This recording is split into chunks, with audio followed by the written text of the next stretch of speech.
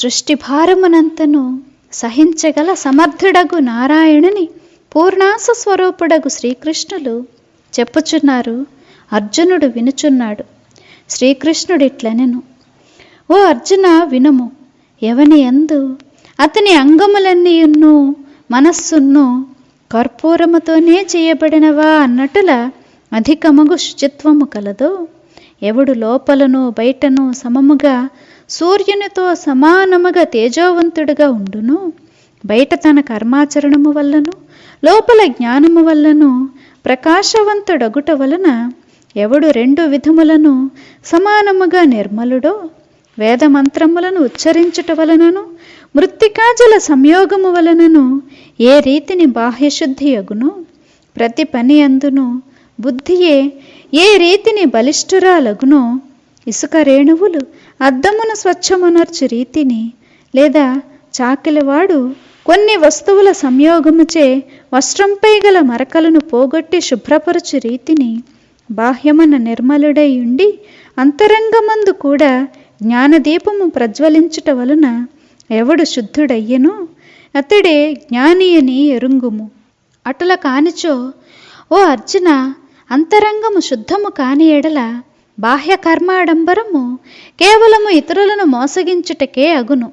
ఈ బాహ్య కర్మాడంబరము ఎటులుండుననిన శవమును శృంగారించుట, గాడిదను తీర్థమున స్నానము చేయించుట, చేదు సొరకాయకు బెల్లమును లేపనమునర్చుట, పాడుపడ్డ ఇంటికి తోరణమును కట్టుట, బోలుగా ఉన్న కలశమునకు గిల్టు వేయుట, లేదా మట్టితో తయారు చేసిన ఫలమునకు రంగు వేయుట వలె నిష్ప్రయోజనమే అగును. రసము లేని దానికి అధిక విలువ ఉండదు. కళ్ళు ముంతను గంగాజలముచే కడిగినప్పటికీ శుద్ధము కానేరదు. కావున హృదయమున జ్ఞానోదయము కావలెను. హృదయమున జ్ఞానమున్నచో బాహ్య శుద్ధి దానంతట అదే ప్రాప్తించును. శుద్ధికి సంబంధించిన బాహ్యాడంబర క్రియల వలన జ్ఞానము లభించుట అనునది ఎన్నడైనా సంభవించునా? కావుననే సత్కర్మల వలన బాహ్య భాగము చక్కగా శుద్ధము స్వచ్ఛము అగుటతో పాటు జ్ఞానము వలన అంతరంగము కూడా ఎవనికి నిష్కలంకమైనది అగునో అతని యందు బాహ్యాభ్యంతర భేదమేదియు ఉండదు. మరియు అంతటను నిర్మలత్వము సమానముగానే కనిపించును. అనగా అతని యందు కావలసిన దానికంటే హెచ్చుగా శుచిత్వము ఉండును.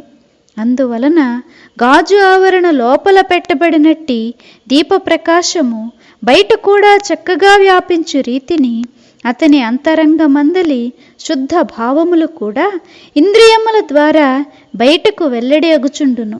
సంశయములను కలిగింపచేసి వ్యర్థముగా ఆలోచనలు చేయనటులను నర్చి కుకర్మ బీజములను మొలకలెత్తు రీతిని చేసిడి విషయములను అతడు చూచినను లేదా విన్నను, లేదా ఆ విషయములు వచ్చి అతని యందు ప్రవేశించినప్పటికీ మేఘముల రంగుల వల్ల ఆకాశమెన్నడును మలినము కాని రీతిని అతని మనస్సు పైన కూడా ఈ విషయ సంస్కారమే మాత్రము జనించదు.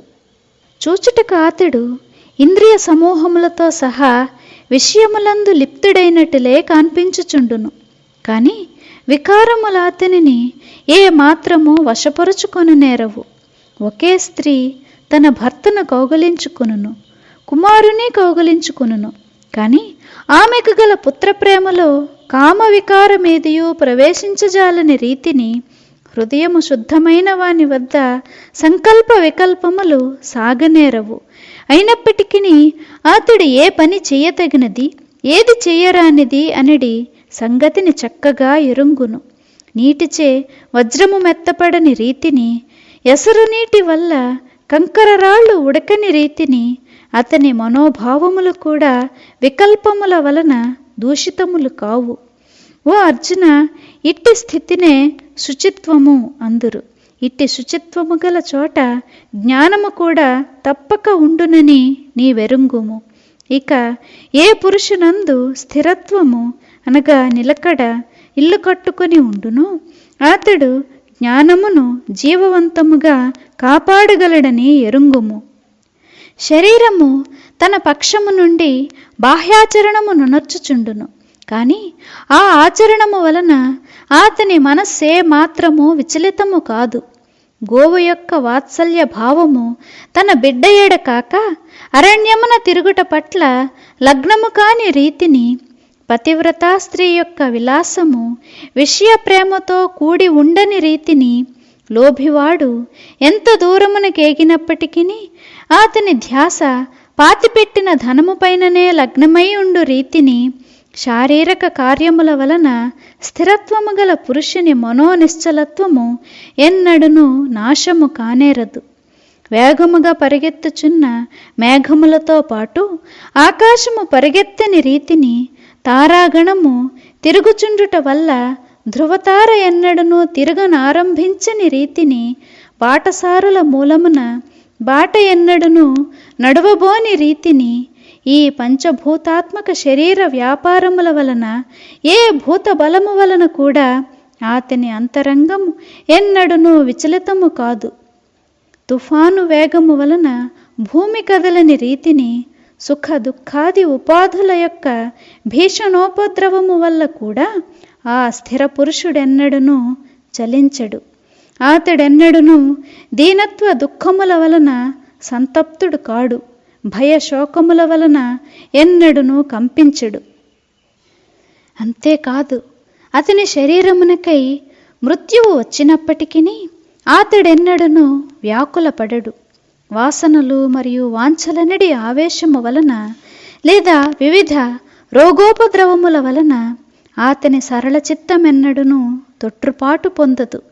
నింద, అవమానము లేదా శిక్షింపబడినప్పటికీ లేదా కామక్రోధోపద్రవముల వల్లనైనను అతని స్థిరత్వము గల మనస్సు ఏ మాత్రము చలించదు.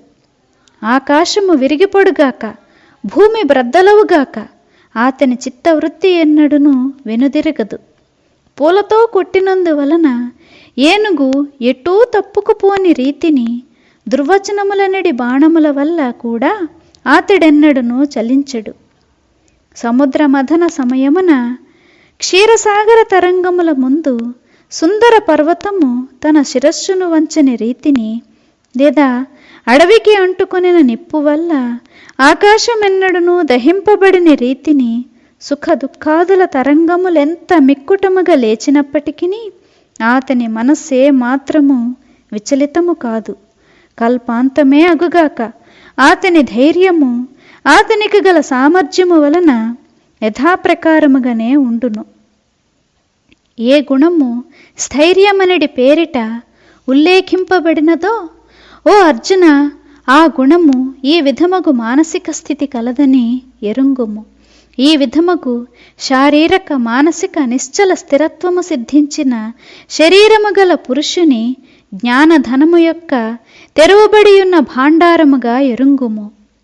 పిశాచము తాను నివసించు వృక్షమును, ద్వంద్వయుద్ధమొనర్చువాడు తన ఆయుధమును, లేదా లోభివాడు తన ధనమును తన కనుమరుగు కానివ్వని రీతిని, లేదా తల్లి తన ఏకపుత్రుని రొమ్ముకు అదుముకొని ఉంచుకొని రీతిని, లేదా తేనెటీగకు ఎల్లప్పుడూ మధువుపైననే అనివార్యమగు లోభము ఉండు రీతిని, ఓ అర్జున, ఎవడు తన అంతఃకరణమునందు నిరంతరము హృదయపూర్వకముగా ప్రయత్నించునో మరియు దానిని ఇంద్రియముల ద్వారముల వద్ద అడుగైనా నెడనివ్వడో, అనగా తన అంతఃకరణమును ఇంద్రియములకే మాత్రము వశము కానివ్వడో, లేదా దురాచారణీయగు భార్యను ఉద్దండుడగు భర్త ఎల్లప్పుడూ తన బంధమునందు ఉంచు రీతిని తన ప్రవృత్తులనెవడు చక్కగా నిగ్రహించి ఉంచుకొనునో, దేహము కృషించి